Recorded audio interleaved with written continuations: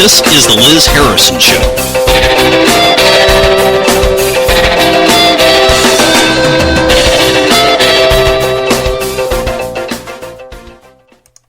Good afternoon. I'm Liz Harrison. This is the Liz Harrison Show. Thank you for listening to Vigilant Liberty Radio, or if you're tuning in on K98talk.com, thank you for listening there.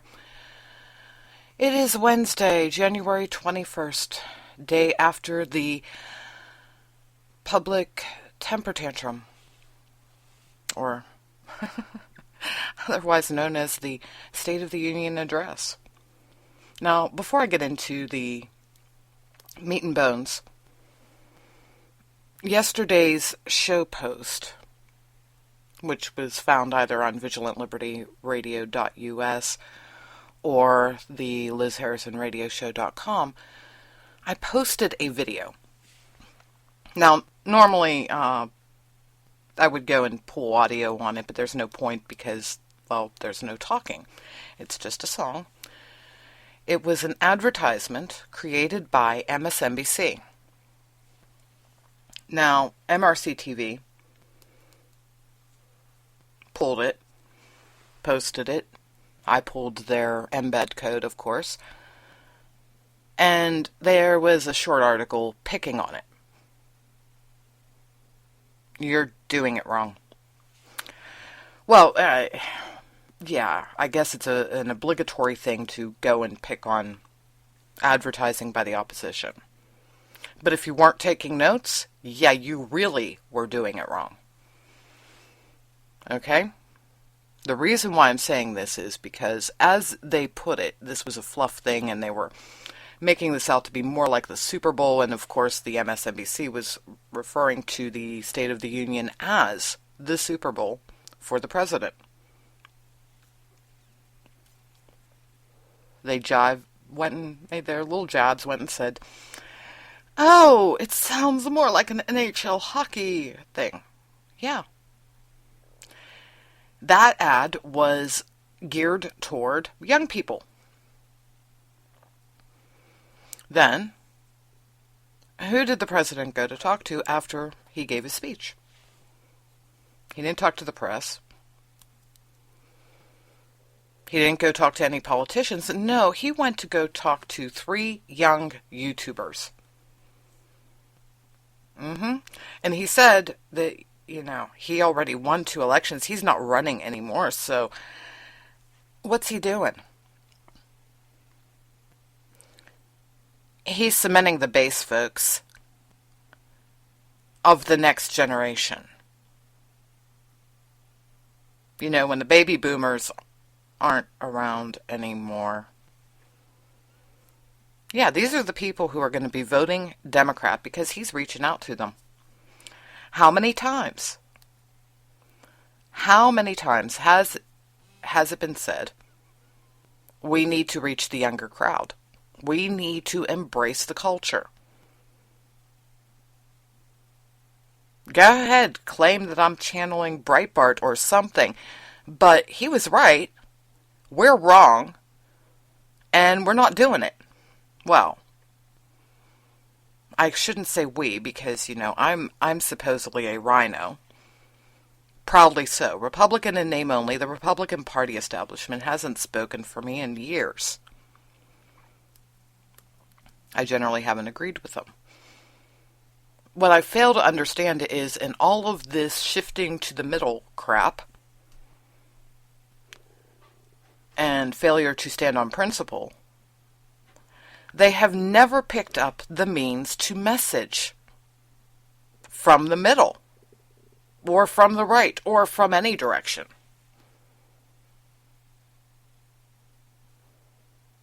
You're hiring the wrong people, folks.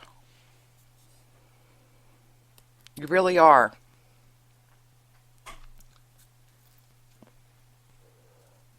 You know what campaign I want to see? I'm going to be bluntly honest here. I want to see a campaign. And I know it's never going to happen because one of them calls herself a libertarian. But I want to see a campaign where the media the messaging is managed by Julie Borowski, the token libertarian girl, and Steven Crowder. And if you really want to, dig in and do it right, I want to see Alfonso Rachel. But not necessarily doing the whole zonation thing. No. I want him for his music. Instead of whatever crap the Republicans tend to pick up for whatever they're doing. And this one kills me. And Caleb Howe, if you're out there, you really do want to, download this episode and clip this and give it to your brother, because, it might put him in heart failure. But Ben Howe was right. The soundtrack makes the film. He's absolutely right. Which, by the way, that's what MSNBC did with that ad. So maybe I should have pulled the audio, but no, it's not in context. You have to see the pictures and everything in it. So go to vigilantlibertyradio.us, look up yesterday's show post. More Taxes, I believe it was titled. Yeah. Watch the video. I know you're going to sit there and say, oh, I'm crazy. That's just, pandering to the young people. Really? Who the hell do you think is going to vote for you? Who is going to listen to the message? And oh, by the way, yeah, double down on the whole reach out to the youth thing. Where's the president today? He's speaking at a college. He already got what he wanted. He squeezed everything out of everybody who actually goes to the polls. So what's he doing? He's going after the potential voting bloc. The ones that aren't necessarily going to the polls now, that got upset with him for whatever reason. No, he's trying to go mend fences so that they don't screw over the Democrat Party later. He's solidifying their base. And keeping it from gentrifying, which, by the way, is what is happening to the GOP. And I'm sorry, yes, you can sell liberty to the youth. Of course, you might have to use a shitload of duct tape to keep Rick Santorum and Mike Huckabee from talking. Yeah, I said it. Because poll after poll after poll have said, young people don't give a darn about any of that crap. They don't care about the social issues. So stop talking about them. Don't do it. The left calls you out on it every freaking time, and every freaking time everybody gets fed up with hearing it. And think about it to yourself. How many times do you want to stand there and listen to some sanctimonious idiot saying that they are holier than you? Do you like it? If you do, there's something really wrong. And you got bigger problems. Just saying. People do not like to be preached to by the general public. And heck, a lot of the time they don't even like being preached to by preachers.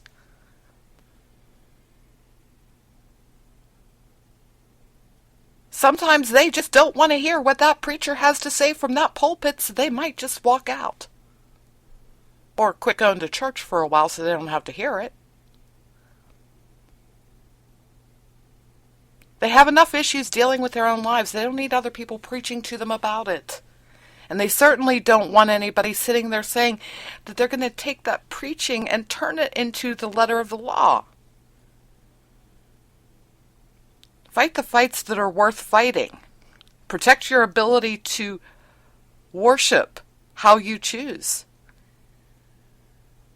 You keep trying to make what you believe in the law, no, you're going to lose everything, including the right to worship as you choose. Because I don't know if you noticed, there are a lot of secularists out there.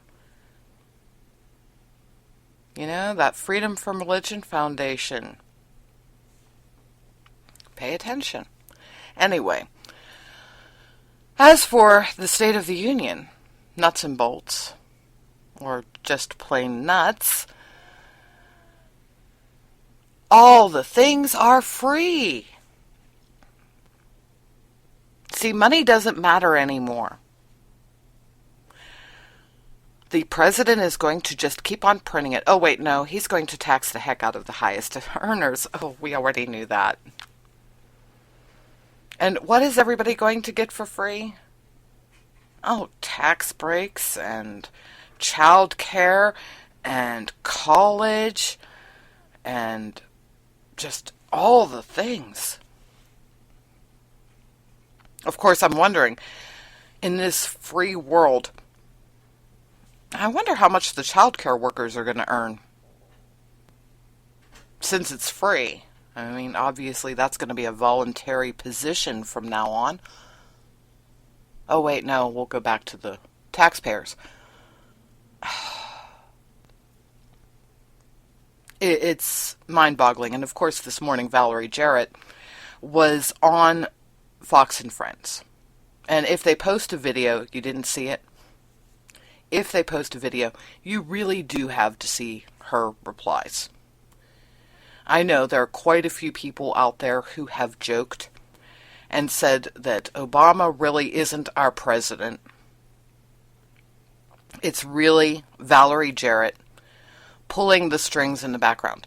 You know what? If that set of replies that she gave on Fox and Friends this morning does not convince you of that, I don't know what will.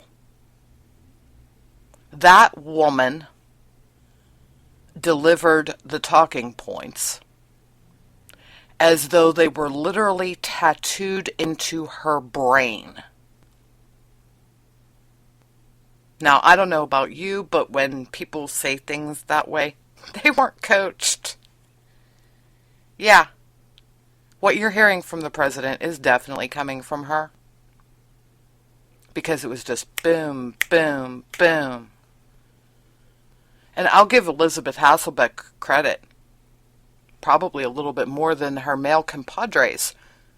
She actually tried to be a little bit tenacious. And tried to force the issue, particularly on the lack of the word Al-Qaeda for the first time since 9/11 in the State of the Union. She tried to corner Jarrett. And of course, Jarrett, instead of saying something nebulous about potential terror threats from anybody but Islamic terrorists, she actually came up with 2 specific cases.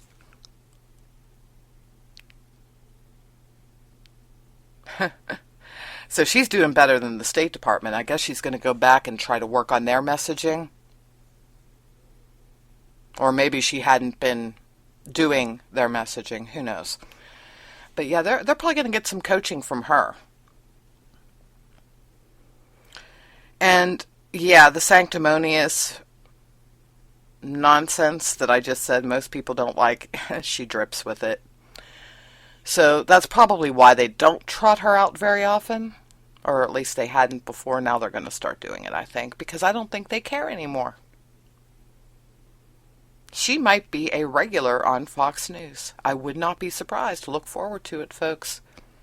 Because I think she actually had fun. And I can understand that. I've been there. I've been interviewed by people who arguably were antagonistic towards me. And yeah.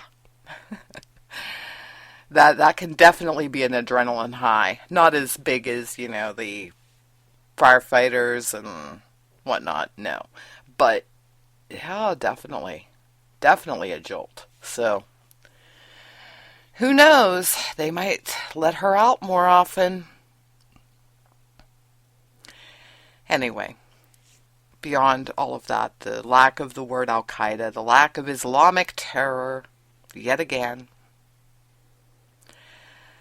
I was so not surprised when the issue of Iran came up.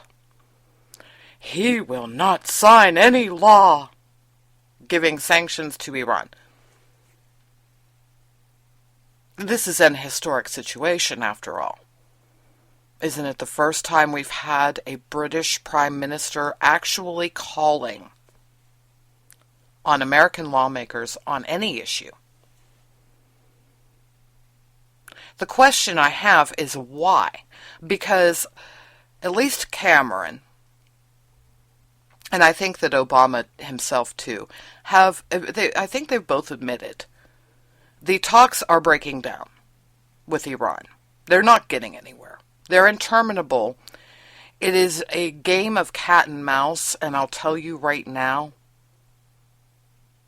the US and the UK are not the cat. Yeah, they're the little mice, and they're getting batted around. They are being made fools of, and they should be called on it a heck of a lot more than they are, but of course they're not. And there is no good reason to say that we should not be passing sanctions against Iran. The talks are going nowhere. They've already admitted there is a very slim chance that they will be productive. And that's not even getting into the issue of whether or not anything that they agree upon in those talks would actually be carried out by Iran. In case you were wondering, there's a really low confidence level on that. Sure, they might shake hands and they might say, oh, we'll stop doing this, we'll stop doing that. Not really. We're just going to go and dig the hole deeper so you really can't see what we're doing. You know, because we don't have the X-ray vision satellites yet. They didn't come in from Krypton. Yeah, I'm making fun because, you know, we had to talk about going to Mars in the State of the Union because we don't really have NASA. They're supposed to be doing Islamic relations or something. And, you know, no shuttle program. That was scuttled. So, yeah, why not? Let's reach for the planets. Say we're going to put men on Mars. Can we take the top 100 Democrats and stick them on a ship and use them as the first trial, please? I'd like that. I know quite a few people would. Hey, and they were probably the ones that were really applauding the concept. Because that means, ooh, we have an excuse to waste more taxpayer dollars.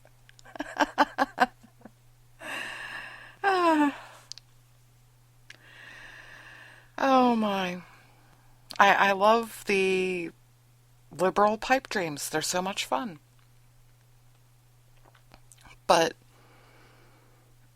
yeah, MSNBC hyped this up and they were right. It turned out exactly the way they were saying. The president was not acting like someone who was just totally beaten down. No. It doesn't matter that he doesn't have a majority, his party doesn't have a majority in either house.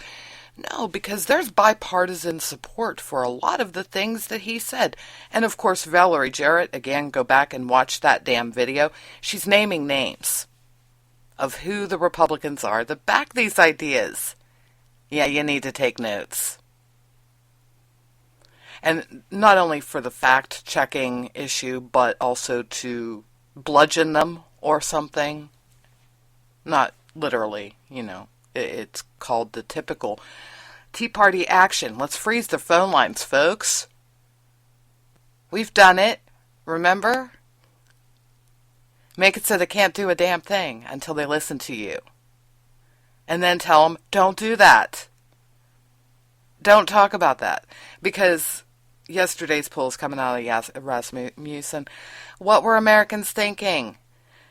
Stop spending. It's two simple words. We keep saying it to our elected officials. It doesn't sink in. Stop spending. Everybody talks about the debt ceiling and the impending shutdowns. You know what? We need to have them. We need to actually schedule government shutdowns every year. Maybe more than one. And you're probably shaking your heads and wondering, why the heck would I say that? Well, see, we have this little problem. It's called our government is too damn big. And we honestly don't normally understand who is necessary and who is expendable. And yeah, I know people lose jobs, but bear with me here. Because government jobs are not jobs. I mean, obviously the people that do them and get a wage are going to disagree with me, but think about that for a moment. If we're paying a government worker, that takes money from the taxpayers. They do nothing to move the economy forward. They don't produce anything, so they don't contribute to the GDP. They perform services for us, yeah, but what is their real value? And oh, by the way, yeah, when we hire them and they stay on for a long enough period of time, they cost us until they die because of pensions. So, yeah, this is a permanent expense that we keep on putting in there for all intents and purposes. Yes, everybody dies, but yeah, we reach a point, look at Detroit, where you're paying out so much for individuals that aren't even working anymore. You can't afford to pay people to do what needs to be done. We will reach that point at some point in the federal government, by the way. So let's have a shutdown every year. And don't play infantile, I'm going to have a temper tantrum, make it hurt the people, and put up barriers in the mall and pay people to do something that's never really done, because they don't put barriers up in the mall except to, control large crowds. Yeah, they don't put them up to keep people out of the mall. They put them up to make sure that they have them walking where they want them. That's all, crowd herding. So, yeah. And just for the record, maybe that might actually cause our government to be a little bit more efficient. I mean, baby steps, and it probably won't happen until people in government start realizing, hey, wait a minute. If I don't do my job well, if I don't prove that I have real value, when government shutdown time comes each year, I have a really good chance that I'm going to end up laid off. And if my office is, or whatever, wherever it is that I work, goes along swimmingly without me, and, the fact that my supervisors were thinking that maybe I was expendable is proven to be true, I'm not going to have my job anymore. So maybe I need to work harder.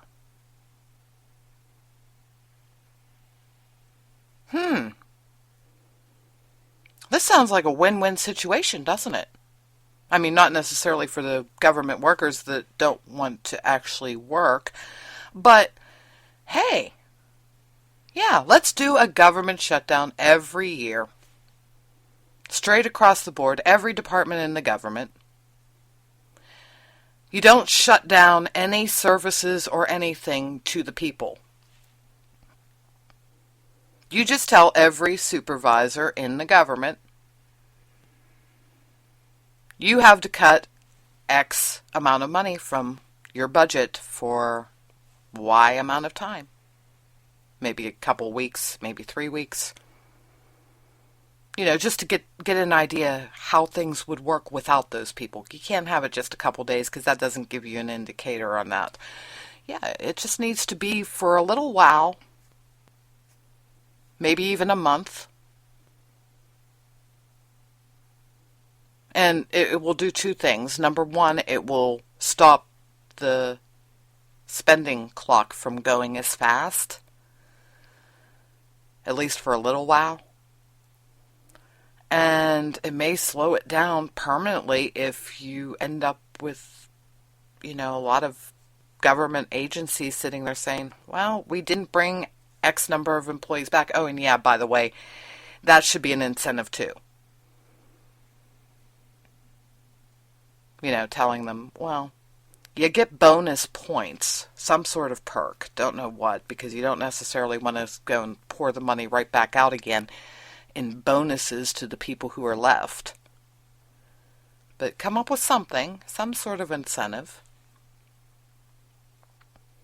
and say, hey, if you show that you can work your little portion of the governmental world more efficiently, you get rewarded. Yeah, I know. This is something that you'll never hear from a Democrat. And honestly, I'm not sure you'd hear it from any Republicans either. You'll hear it from libertarians. You might hear it from someone like Rand Paul. But let's be real, folks. The vast majority of the individuals that we have on the Hill have zero desire to reduce the size of government. I don't care what they told you on the campaign trail. Love the camouflage pumps, Joni Ernst. Love the let's make 'em squeal message about cutting the pork. She's a freshman. She's still idealistic. We've still got the Mr. Smith goes to Washington luster on it, so to speak. But give it time. I mean, maybe she'll hold on to it. Maybe she will really fight. But if she does, more likely than not, she'll probably get tired out. We need to stop having that happen. Pay attention to who you're voting for, folks. I mean, when you can't get somebody who really wants to cut government, the rule always is, pick the most conservative individual on the ballot that can actually win. Stop the third-party stuff unless they can actually win. You don't want to be giving votes to 1 in 3 percenters. Don't do that. That doesn't help. That hands the thing to the liberals, by the way. The goal is to keep the liberals out. So vote for the most conservative one. And if you're not really happy with the most conservative one, start looking around your communities, because all politics are local.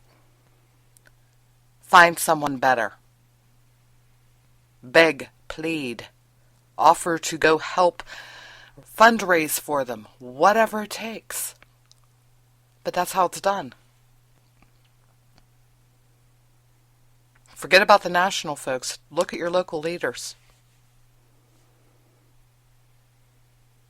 Look at them. Because one of them is usually worth most of the ones that are already sitting in Washington when it comes to actually doing something. Anyway, we're at the bottom of the hour. Going to get into some news, and then when we come back, cheaters never win, and social media is going to kill humanity, or something. Be right back.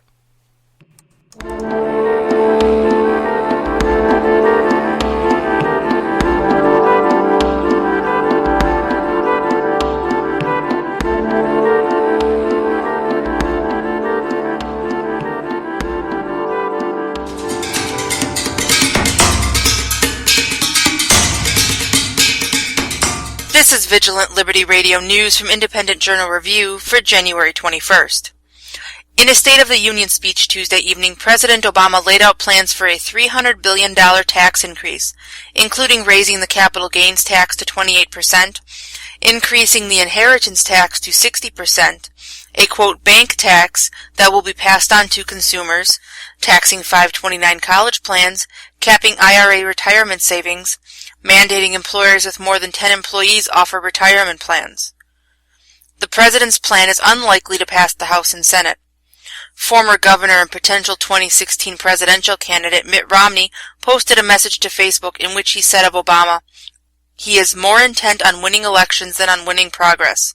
He ignores the fact that the country has elected a Congress that favors smaller government and lower taxes.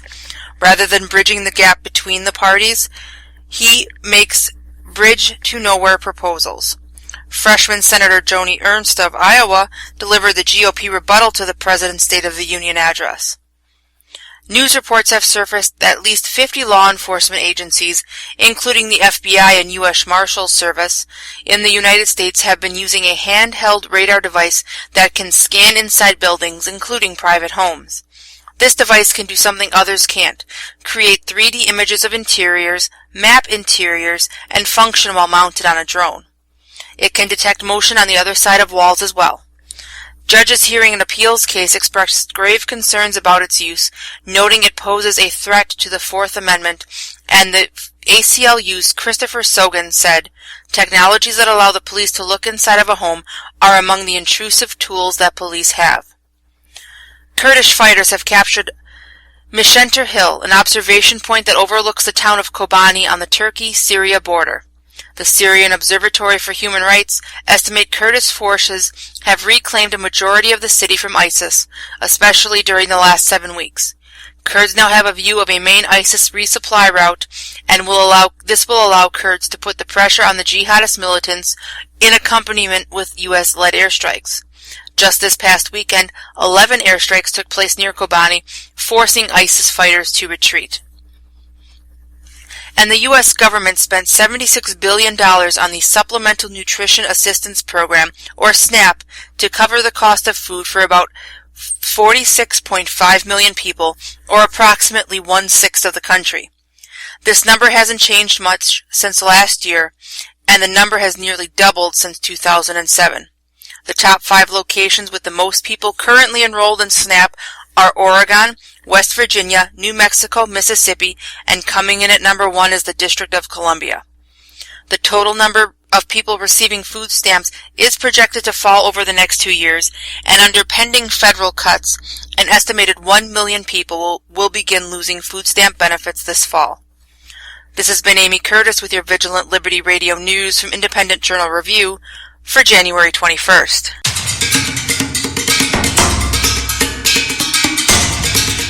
Hi, this is Jason Dibbler, co-host of Q with a View, heard every Tuesday night at 9 p.m. Eastern Time on FTR Radio. Right now, FTR needs your help in making the jump into the 21st century through some long-needed equipment upgrades.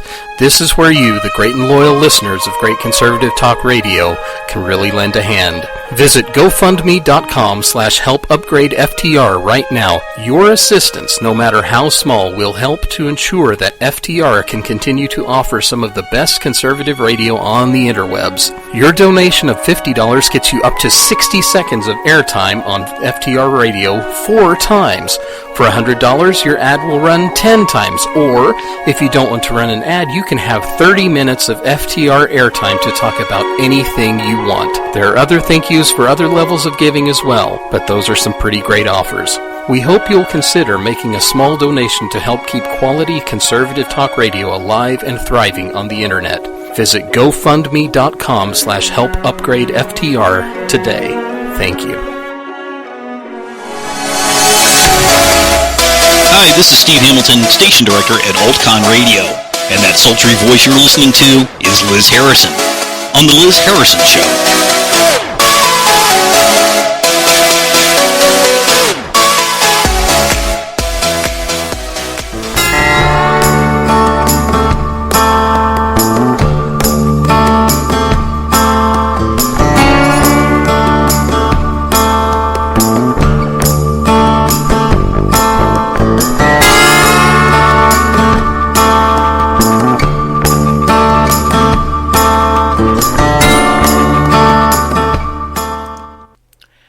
And we're back.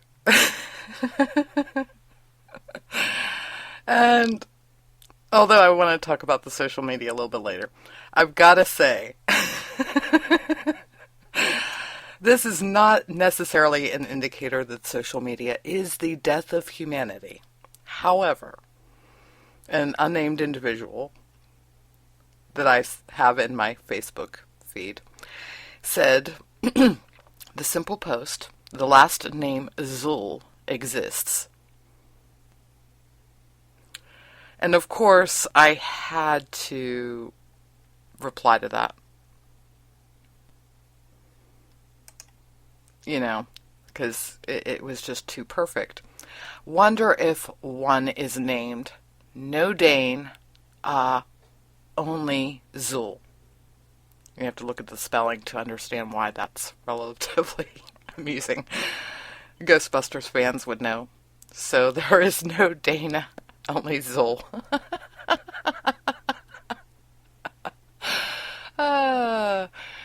Yes, I'm easily amused. That's terrible. Anyway, the cheaters never win. Now, that's not necessarily true, unfortunately. Case in point, the New England Patriots. And anybody who has half of a brain knows by now, I am a Pittsburgh fan. Yeah. And here we have a lovely website, Benstonium, BENSTONIUM.com. And they do videos. And I apologize. I'll see whether or not this audio will play. It should play. But they did a commercial for Cialis, obviously a parody. You gotta hear it. Here it is. You're on your way to the Super Bowl. But does your game still feel a bit flat? Cialis Inflatable helps fill your balls anytime the moment is right. Reach under center with confidence, knowing those balls are full and ready to grab. Before starting Cialis Inflatable, make sure your quarterback actually has balls to inflate. Do not play with deflated balls. Side effects may include inflated ego, swelling or painful sacks, loss of draft picks or hoodie sleeves, and hefty fines. Why let deflated balls hold you back? Give your balls that extra pump for the big game. Ask your equipment manager about Cialis Inflatable. And stop f***ing cheating.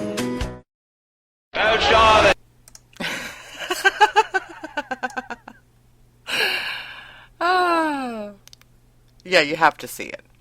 Look that one up. It's floating around the interwebs. It's got under 20,000 views, I think, at this point. I didn't reload to check, but it was posted yesterday. It is very amusing. Very, very amusing. And of course, the product in question is an air pump. Says Cialis on it. I'm hoping Cialis has a sense of humor and doesn't go after them for doing that. Oh, talk about a really great Super Bowl commercial. Yeah, nobody's going to do that. It would be beautiful, but nobody's going to do it.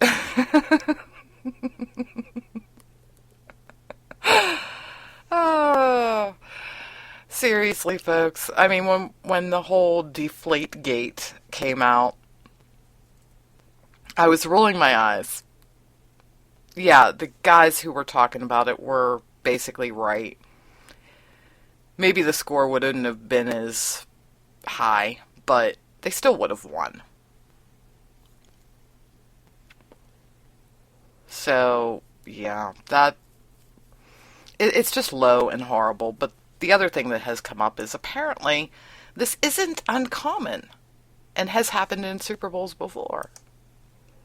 I gotta go back to the evil social media, the Facebook that is going to be the end of all humanity. Brad Johnson, the Buccaneers quarterback, says he paid for altered footballs before Super Bowl 37.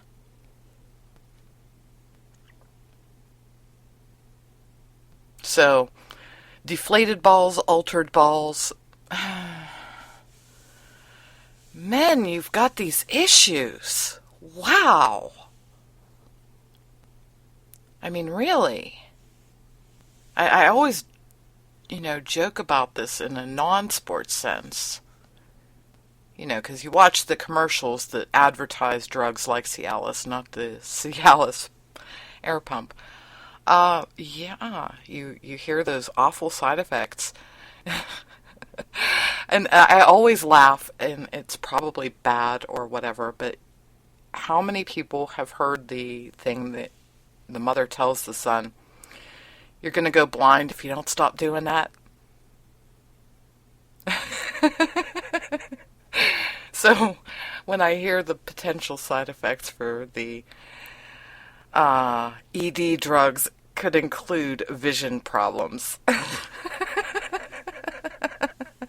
Sudden vision loss. I was like, wow, talk about a self-fulfilling prophecy. Your mama was right. Ha! Anyway, I'm wondering what this will turn into. Maybe, you know what? They need to hire Brinks. And they need to hire one of those firms like the ones that keep the envelopes from the Oscars. Or a security firm. The Pinkertons. I don't know. Yeah, hire a security firm and one of those lockdown van truck companies.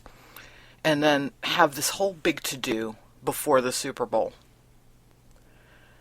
Saying that all of the footballs, all of the balls have been inspected. They are properly inflated and have not been tampered with. They are absolutely regulation.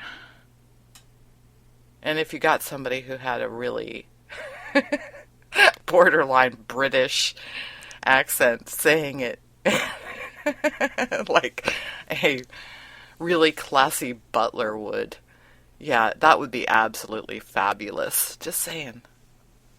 This is the stuff that entertainment is made of. And it's a really sad statement about where football has gone.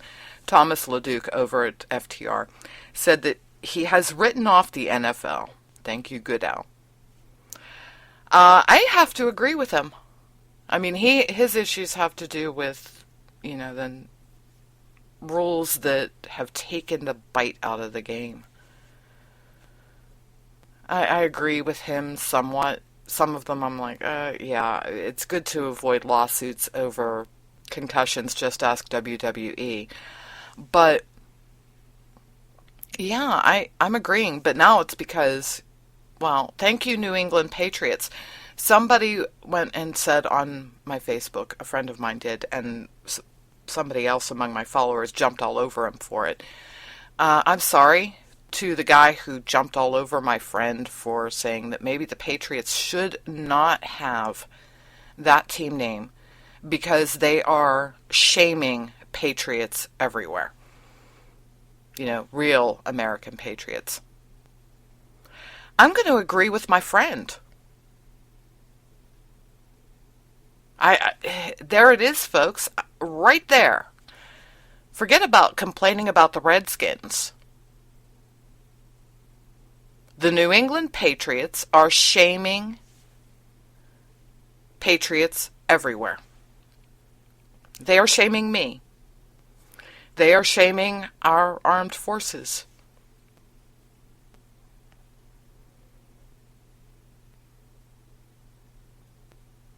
Because they're cheating.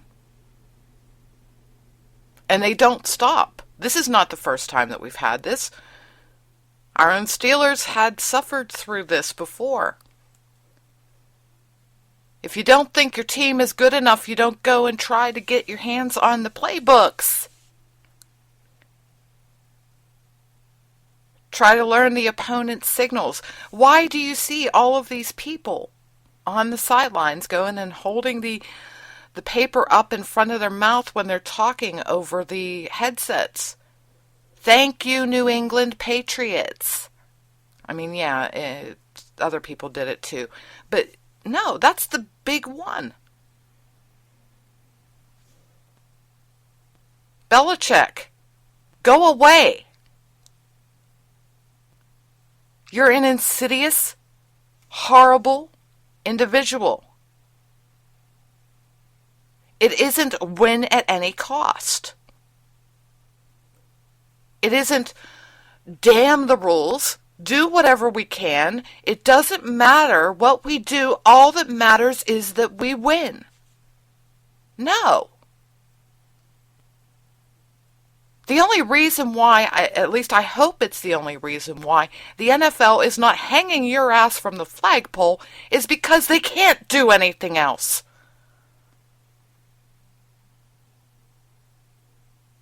You can't go back and undo getting yourself into the Super Bowl. I honestly wish they could. I honestly wish that we could just go and put Indianapolis in.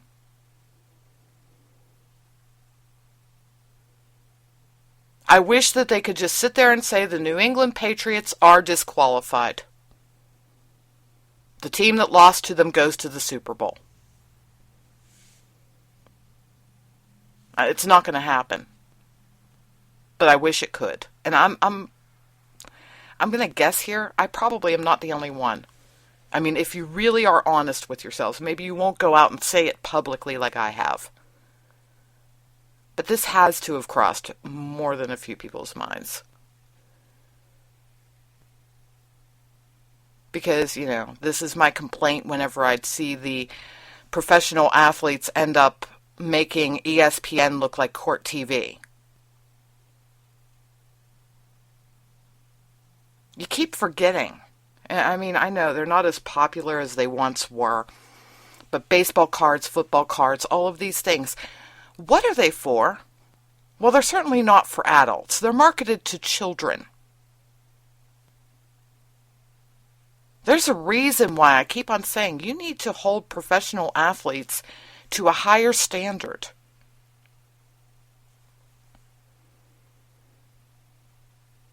They are put up on a pedestal by children. Great lessons we're teaching them, really. I understand you want to win. You don't cheat. I understand. You feel that the whole world is your oyster and you could do whatever you like. No, you got to follow the law. No, you can't treat women like punching bags. No, you can't do drugs.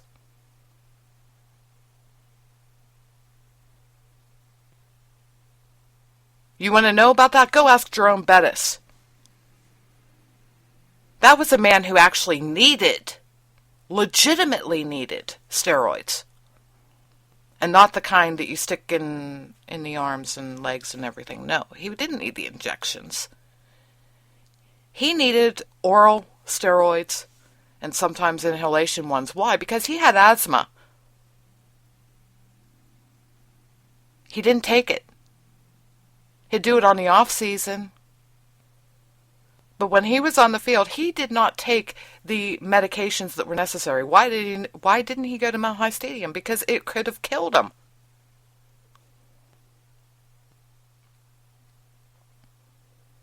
He didn't do it. He needed the steroids and he avoided them. And they certainly weren't going to help build him up. They were just going to make it easier for him to breathe. You know, it's a good thing to have oxygen going in and out. You sort of kind of need that.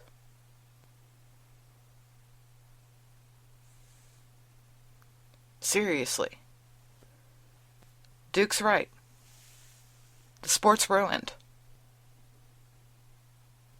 The pansy rules, the cheating, the criminal behavior that is overlooked. Yeah, they're starting to come up with rules, but you know what? Even that's not going to work out because it's on the zero tolerance level. Give it time, folks. The nasty bookies out there are going to sit there and get women to go and make rape accusations just to get good players off the field so that they could, win a buck. Wait for it. It's going to happen. I'm telling you.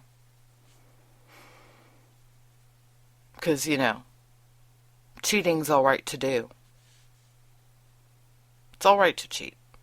And that definitely fits in with the whole social media is going to be the death of society. I was looking at my LinkedIn. Yeah, I know, I'm one of those people.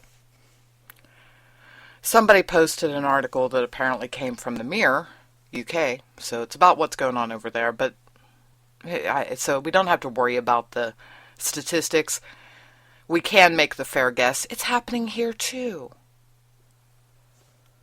Facebook is now cited in a third of all divorce cases, research has shown. Wow, big surprise. Because Facebook is helping people get in touch with old flames. It's introducing them to new ones. Ooh. Yeah, and then, of course, you end up posting stuff or even just being silly and leaving the geolocation crap on so that Facebook finds you. The geotagging. Then you get caught. And this is filed under, are you really this stupid?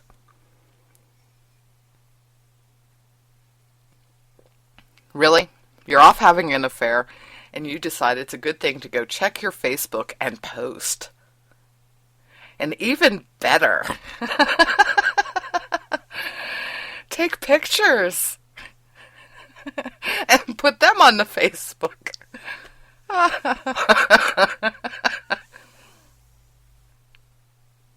Really, folks? Oh, wow. Is it any wonder? And, this doesn't just apply to legal activities. This also feeds evil journalistic trolls like the one I was complaining about yesterday. Yeah. Where do you think he got his stuff? Where do you think he started sniffing this crap out? I'm going to wager, since,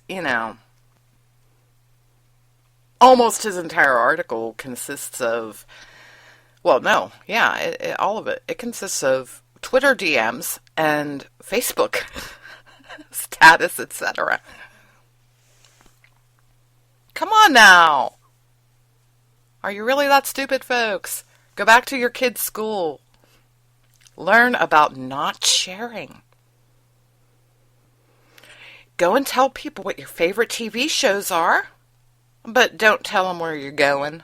Oh, and yeah, that goes for basic personal safety stuff, because you go and post that you're going on vacation, and you don't have somebody watching your house. Yeah, you're inviting any would-be criminals that would decide to clear out your stuff while you're gone. So, safety first, but really, if you're going to engage in questionable behavior, stay off the social media. Just say no. I mean, you should say no to the questionable behavior. But, hey, if you really can't, learn to do that. Anyway. Yeah. Back to the Charles C. Johnson. Rumor has it that theoretically, I may or may not, I mean, I've said that I will, but of course, I woke up this morning and you may or may not realize that my voice is really screwed up at the moment. So, depending upon how I feel health-wise, whether or not my voice is good and whether or not I'm high on cold medication to assist it, because, I don't like to go into anything without a clear mind. Theoretically, I'm supposed to call into a show and speak to the man, Mr. Johnson. That could be interesting. In case you were wondering, yeah, I was probably asked because of the little tirade I went on yesterday, pointing out that he is no journalist. Still stands, of course. Yeah. A whole collection of social media screenshots, a story does not, that doesn't make a story, no. Especially when you flip them around and put them out of order and take them out of context. Yeah, because context matters. I really despise this practice. It annoys me to no end. If you are a reporter and you do not either write something that shows what your question was to someone when you're quoting them, or flat out just do a Q&A, you're doing it wrong. Because I'm sorry, people make responses based on the question. How many times do you read in a well-written article, when asked about X, so-and-so said Y? There's a reason why you do that. It's the context. Putting up a cute little screenshot and not showing what the question was. Wow, that's so smart. And even better, leaving a name in when it was somebody who wasn't directly involved in the story. Hey, you want to go and put yourself out there to be sued. That's your problem. But yeah, that's what lawsuits are made of, That's why they use the black lines. Even the cretins do that, by the way. Those stupid texts that you see where people say really dumb things on the interwebs and you see them show up on social media. Yes, it's the death of humanity. Yeah. Even those people who are illustrating how stupid someone can be are smart enough to blank out any name. And he calls himself a journalist. Really? Oh, yeah. And supposedly learned from Breitbart. Andrew's rolling in his grave, folks. I'm telling you. He is rolling in his grave. Just saying. Well, it's about that time. The right mics are coming up at 2 p.m. if you're listening on the Vigilant Liberty Radio, of course. Otherwise, tonight, big night on the VLR. Liberty Unfiltered at 9 p.m. 10 p.m. is Modern Comments. And 11 p.m. I'll be on the airwaves with The Right War, the simulcast with FTR. You want to go to the FTR, of course, for the chat at least. I know some people pick up direct from VLR because it's an easier stream. Anyway, have a good day. Hopefully you'll listen in later tonight. And try to stay away from that evil social media. Bye-bye.